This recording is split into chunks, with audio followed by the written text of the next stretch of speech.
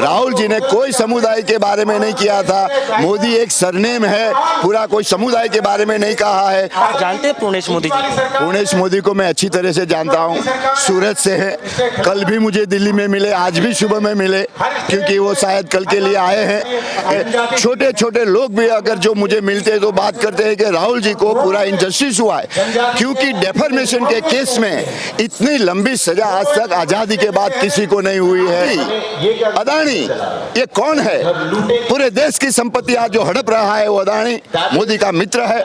और वो जो भाग गए देश के पैसा लेके, मोदी कोई ओबीसी नहीं थे। इस अदानी के बारे में जब राहुल जी ने प्रश्न उठाया तो इनको पार्लियामेंट से गलत तरीके से हटा दिया है। हिंदुस्तान की न्याय प्रणालिका पे पूरा भरोसा है।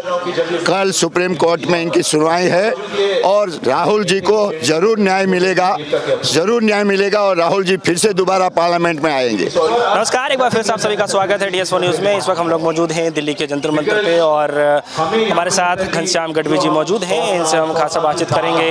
दरअसल जो है आजकल जो तमाम जो हालात चल रहे हैं उसको लेकर के, मणिपुर को लेकर के, हरियाणा को लेकर के, तमाम जो हालात बन रहे हैं उसको लेकर के, और साथ ही साथ में जो राहुल गांधी का जो मामला है, जो मोदी सर ने मामले को लेकर चल रहा है, उसमें जो है कल सुनवाई भी होनी है, उसको लेकर के बातचीत करेंगे। क्योंकि सर आप गुजरात के रहने वाले हैं। सर सवाल मेरा सर ये है कि आप सर कैसे देख पा रहे हैं फिलहाल, सबसे पहले सवाल मणिपुर को लेकर के आप कैसे?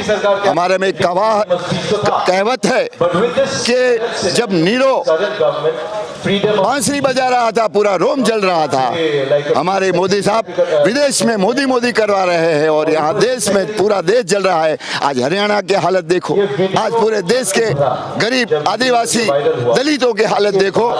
मेरी गुजारिश है इस देश के वड़ा प्रधान को जमीन पे आकर बात करिए, आप पार्लियामेंट में आकर बात करिए। और इस महिलाओं के दो तीन महीना हो गए जिसमें इतने अत्याचार हुए, आपने एक लफ्ज भी इनके बारे में नहीं निकाले हैं। मेरी गुजारिश है कि गरीबों आदिवासियों, और अगर एक दिन इस गरीबों की अगर हाई लगेगी पार्लियामेंट में आप बैठ नहीं पाओगे। अच्छा सर, जो है अभी हाल ही के दिन में जो है सर हरियाणा में जो सर चीज़ें जो चल रही है, हरियाणा के अंदर जो चीज़ें चल रही हैं उसको लेकर के सर आप कैसे देख रहे हैं? हरियाणा से भी एक MP जो मंत्री है राव इंद्रजीत सिंह, इन्होंने खुद ने कहा है कि जब वो जुलूस निकला विश्व हिंदू परिषद का तो इसमें तलवारें और लाठियां क्यों थी?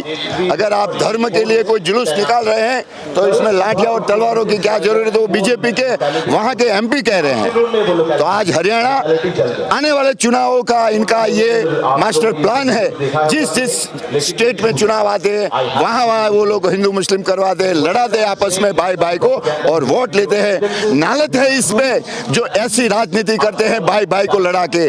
और दूसरी बात, गुजरात में जो अदानी जिस तरह से आज मोदी इनको सब दे रहे बांट रहे हैं, राहुल जी ने पार्लियामेंट में एक प्रश्न किया था कि ये मोदी अदानी ये कौन है? पूरे देश की संपत्ति आज जो हड़प रहा है वो अदानी मोदी का मित्र है। और वो जो भाग गए देश के पैसा लेके, मोदी कोई ओबीसी नहीं थे और इनको भी ओबीसी बना के इनका समर्थन कर रहे हैं। और राहुल जी को इनके जो देश के पैसा लेकर भाग गए हैं, और अदानी जिसने 20,000 करोड़ 2 नंबर के अपने शेयर में लगाया, इस अदानी के बारे में जब राहुल जी ने प्रश्न उठाया तो इनको पार्लियामेंट से गलत तरीके से हटा दिया है। मगर आने वाले दिन में सत्य का विजय होगा। अच्छा सर, आप जो है राहुल गांधी के जो है उसको मामले पे भी चले गए। सर सवाल मेरा ये है कि आप लोग कैसे देख पा रहे हैं सर, अगर बात राहुल गांधी जी की लेकर के है तो अभी सर सदस्यता है नहीं, जा चुकी है, मामला सर कोर्ट में है, शायद कल के दिन इस पर सुनवाई भी होनी है। आप इसे कैसे देख पा रहे हैं सर? हमें हिंदुस्तान की न्याय प्रणालिका पे पूरा भरोसा है।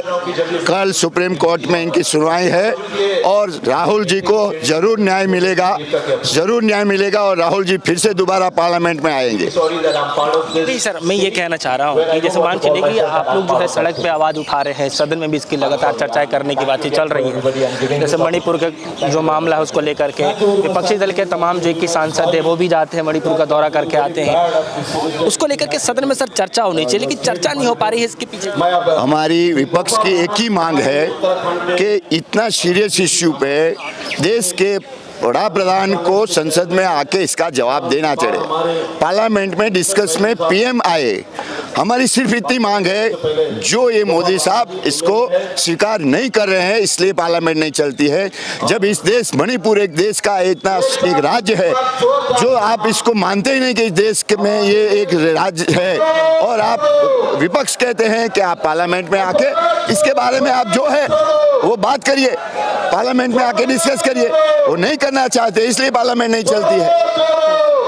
आपके पीछे सर ये नारा चल रहा है, जोड़ो जोड़ो भारत जोड़ो, नफरत छोड़ो, इस तरीके से उसे दिया जा रहा है। हालांकि राहुल गांधी जी ने नारा दिया बखूबी, इसको लोगों ने सराहा भी।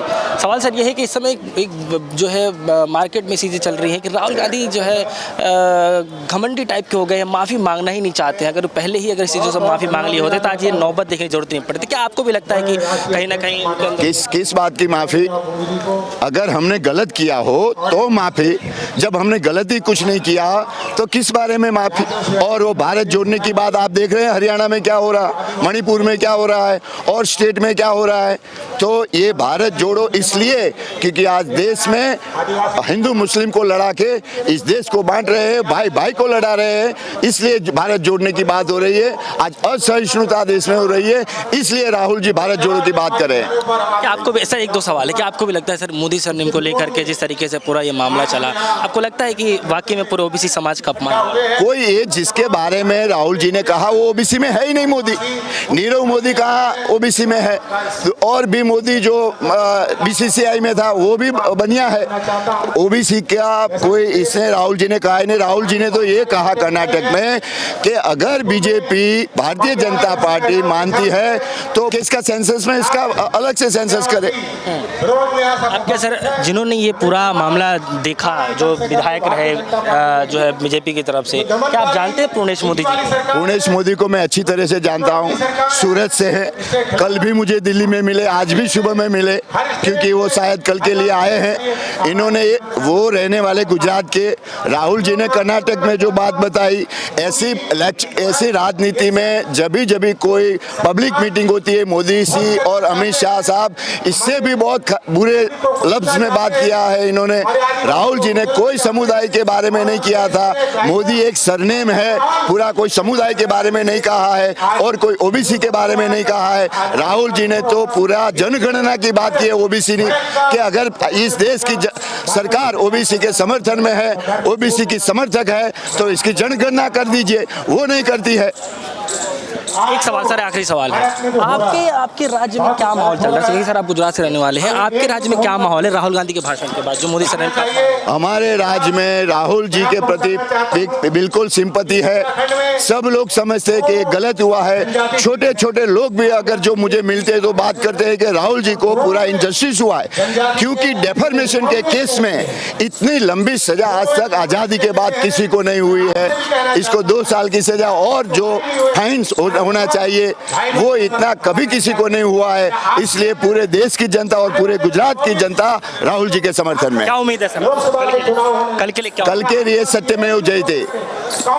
बहुत खूब सर, हमारे साथ एक शख्स मौजूद रहे जो कि गुजरात से आते हैं और उनसे हमने खासा बातचीत करी राहुल गांधी मामले को लेकर के।